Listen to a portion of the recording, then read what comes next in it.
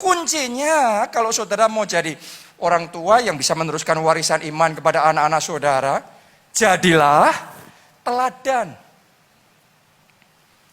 Saudara perhatikan nggak orang tua yang ngomong sama anaknya jangan ngerokok ya, ngomongnya sambil kebal-kebul. Jangan judi ya, tapi terus anaknya ngelihat dia judi. Hidup bener ya, tapi anaknya ngelihat dia hidupnya berantakan kacau balau.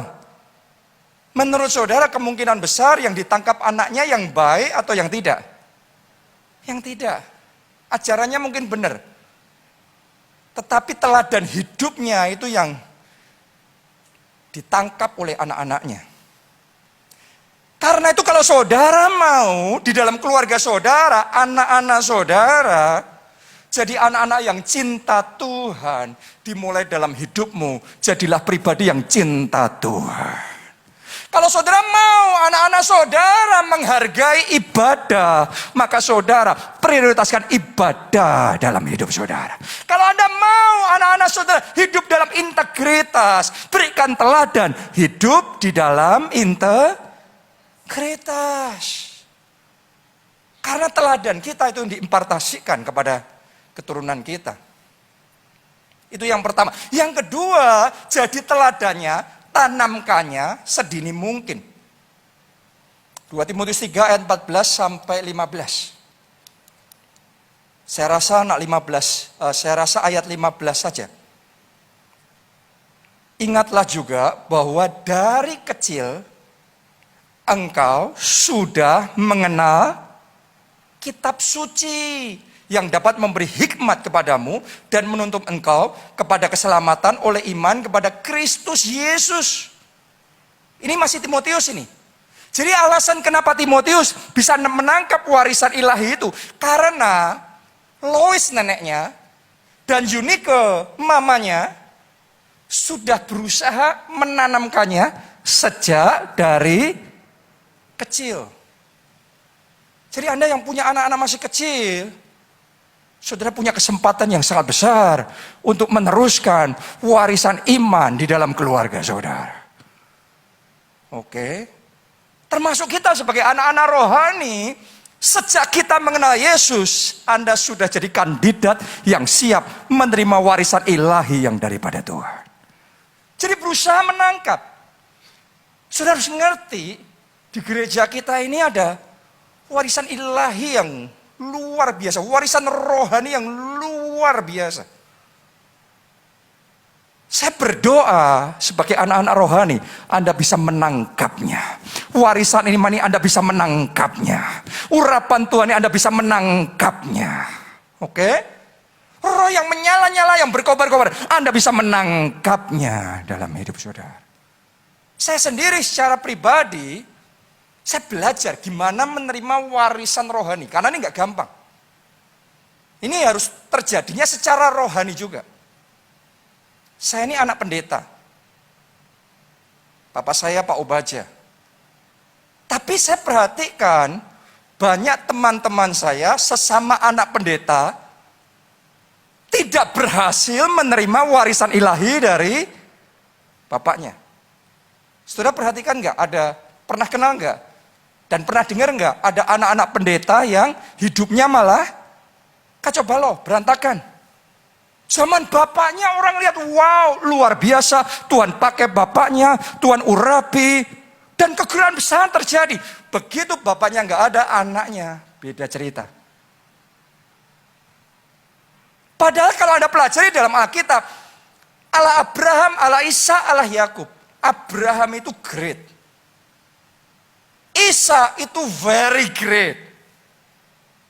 Yakub very very great. Dari generasi ke generasi warisan imannya bukan mengecil, warisan imannya tambah besar. Doa saya itu yang Tuhan kerjakan dalam hidup saudara di tengah-tengah kita. Warisan iman, warisan rohani tambah besar, berlipat kali ganda dan berlimpah-limpah. Amin. Saya sadar sepenuhnya sekarang saya ada sebagaimana saya ada ini. Karena saya menerima warisan iman dari orang tua saya. Orang tua saya itu secara jasmani orang tua saya, juga secara rohani orang tua saya.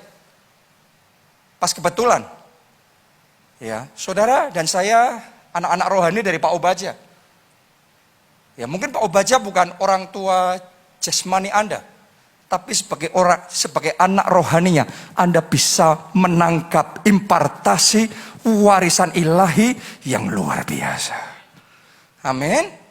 Jadi Anda harus ngerti, karena kalau nggak ngerti di dalam Alkitab, Anda lihat, ya, ada anak yang bisa nangkep itu, ada anak yang nggak bisa. Tadi saya ngomong sama saudara, ada anak pendeta yang nggak bisa nangkep itu, tapi ada anak-anak pendeta, rekan-rekan saya, yang juga bisa nangkep itu. Saya bisa nangkep warisan iman dari orang tua saya, panggilan ilahi itu, saya bisa nangkep itu. Anointing yang Tuhan berikan dalam hidup Pak Obaja, saya tahu, saya terima itu juga. Kapasitas leadership yang Tuhan berikan sama Pak Obaja, Tuhan kasih juga sama saya. Karena ini bagian dari warisan iman. Dan berita baiknya itu tidak terbatas hanya sama saya, tapi itu juga available, tersedia buat kita semua. Kalau Anda ngerti prinsip warisan iman ini, karena warisan iman beda sama warisan jasmani. Warisan jasmani Anda perlu terima secara jasmani, secara legal. Tapi warisan rohani Anda bisa terima dengan iman. Dan saya tahu saat ini juga, sementara saya ngomong begini, ada orang-orang di tempat ini yang sedang terima warisan imannya diperbesar oleh Tuhan, ditambah-tambahkan oleh Tuhan. Nanti di bagian akhir dari khotbah ini, saya mau lepaskan satu doa buat saudara. Dan saya tahu ada blessing spesial yang Tuhan akan lepaskan atas hidup kita. Sudah tahu nggak, tadi pagi saya bangun, saya doa, Tuhan cuma bicaranya satu, miracles. Miracles. Oke, saya terima itu. Saya datang dan jadwal saya memang, saya khotbah mulai yang ibadah jam berapa ini? Jam 12. Ibadah jam 12 ini. Saya datang tadi, sebelum naik ke sini, tiba-tiba ada seseorang yang menemui saya. Dan tiba-tiba dia menyampaikan sesuatu yang membuat saya kaget. Karena berapa waktu ini saya perlu ganti mobil saya. Mobil saya sudah umurnya tua sekali. Ya, perlu diganti karena saya banyak ke luar kota. Dan kalau mobil di perjalanan gak sehat, maka kita ngalami kendala-kendala juga di jalan.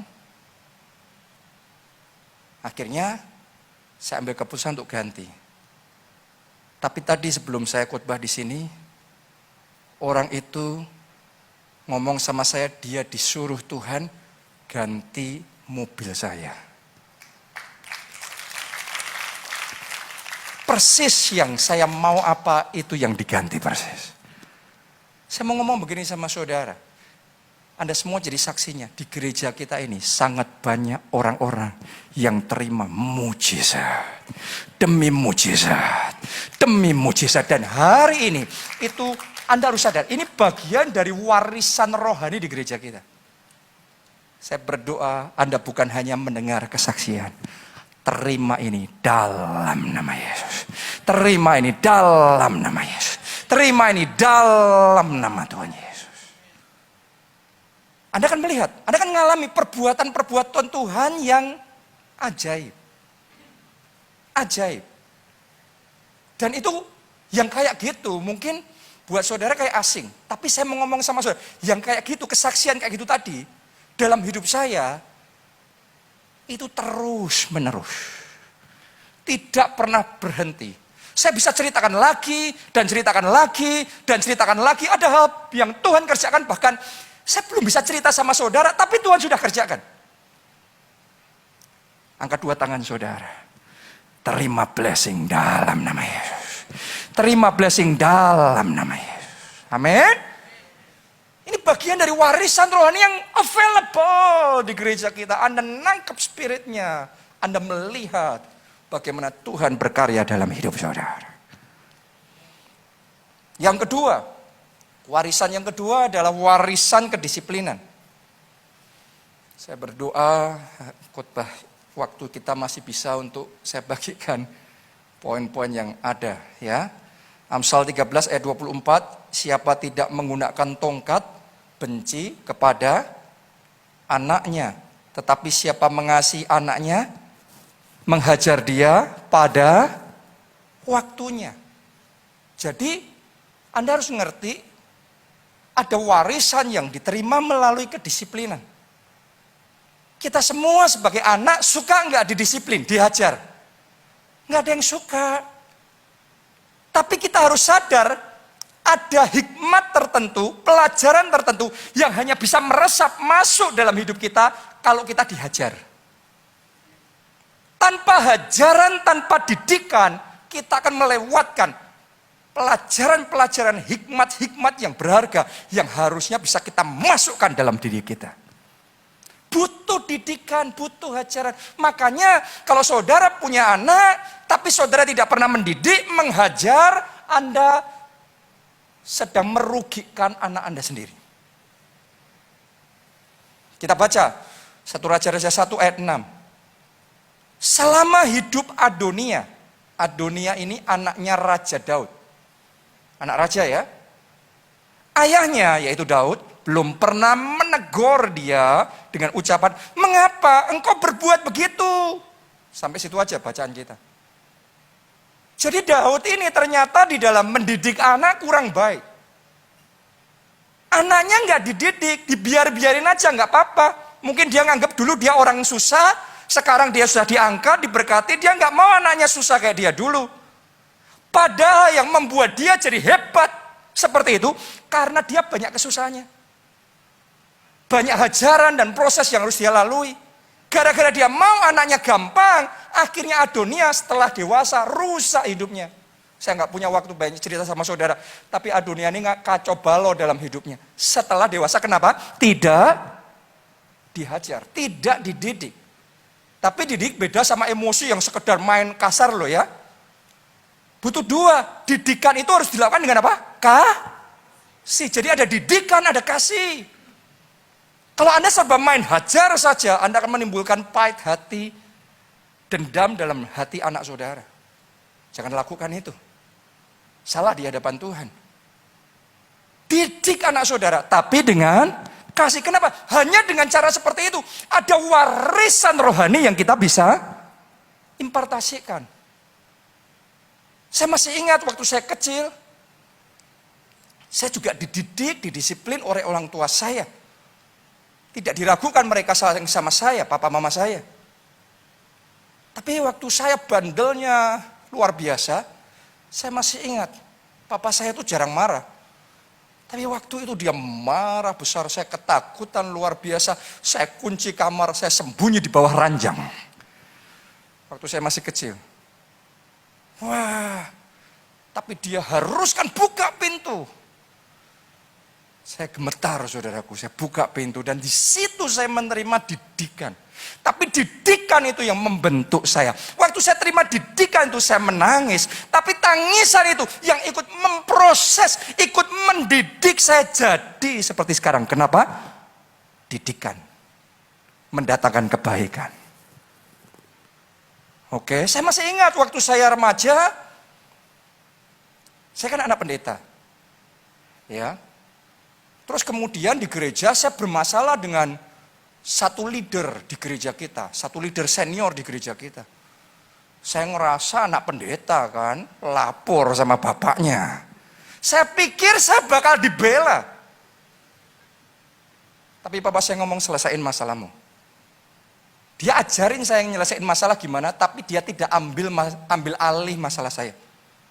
Saya dibiarin nyelesain masalah saya, walaupun dia pantau, walaupun dia kasih tahu, dia kasih arahan, dia ajari saya. Tapi dia biarkan saya nyelesain masalah saya sendiri. Jadi sekarang dalam hidup saya tahu gimana untuk handle masalah. Kenapa? Sejak kecil saya sudah belajar untuk menyelesaikan masalah. Nggak selalu di take over sama orang tua. Tahu jadi, no. Waktu saya kembali dari sekolah Alkitab, Yang dilakukan Pak Obaja adalah mengutus saya dari Solo waktu itu, merintis gereja di Jogja, sendirian. Saya mau ngomong sama saudara, saya bersyukur dengan semua pengalamannya itu. Walaupun banyak enggak mudahnya, banyak masalahnya. Di Solo saya enak, semuanya tersedia, semuanya baik. Tapi di Jogja saya ngalami banyak kendala, banyak masalah. Secara keuangan juga ngalami masa yang susah. Saya sempat ngalami masa di Jogja, saya nggak punya uang untuk makan. Dompet saya cuma ada 2.000 rupiah. Pada waktu itu, bingung mau makan apa. Ya sudah, saya pikir malam itu saya nggak makan. Tapi puji Tuhan ada jemaat yang telepon, Pak Jonathan ada waktu enggak? Kalau ada, saya mau ajak keluar makan. Biasanya saya ngomong sibuk. Tapi waktu saya ngomong, ada waktu.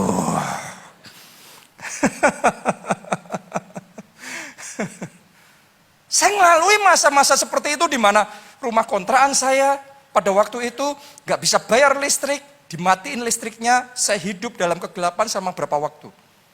Telepon dimatiin berapa waktu.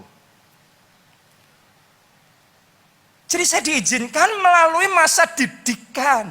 Tapi semua masa didikan itu yang membentuk saya, yang menempa saya, hanya melalui didikan kita bisa jadi tangguh.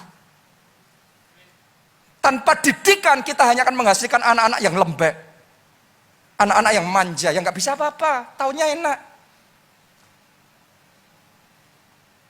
Karena itu kalau kita mau dalam keluarga kita, ada warisan yang luar biasa yang diimpartasikan. Didikan gak boleh ditinggalkan. Tapi didikan disertai dengan apa? Kasih. Itu sebabnya saudara sebagai anak-anak rohani yang sekarang sedang diproses oleh Tuhan, dididik oleh Tuhan, walaupun kita menangis penuh dengan cucuran air mata, tapi naikkan ucapan syukur karena saudara tahu Allah turut bekerja dalam segala perkara mendatangkan kebaikan. Oh, tepuk tangannya buat Tuhan kita yang mendidik kita, yang memberikan yang terbaik di dalam hidup kita. Amin.